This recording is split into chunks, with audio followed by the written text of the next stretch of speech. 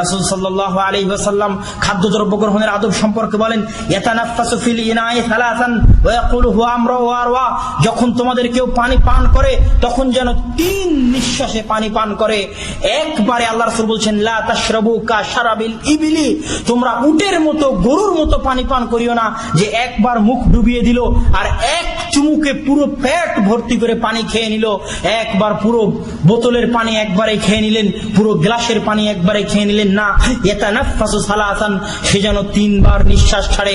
একবার পানি পান করার পর আবার নিঃশ্বাস বাইরে ছেড়ে আবার পানি পান করে, আবার নিঃশ্বাস বাইরে ছাড়ে, তারপরে যেন আবার পানি পান করে। এটা করলে কি হবে? আল্লাহ রাসূল নিজেই বলছেন, আমরা ওয়া আরওয়া, এটা করলে পেট সুস্থ থাকবে, হজম শক্তির জন্য, শারীরিক সুস্থতার জন্য এটা তোমাদের জন্য খুবই জরুরি।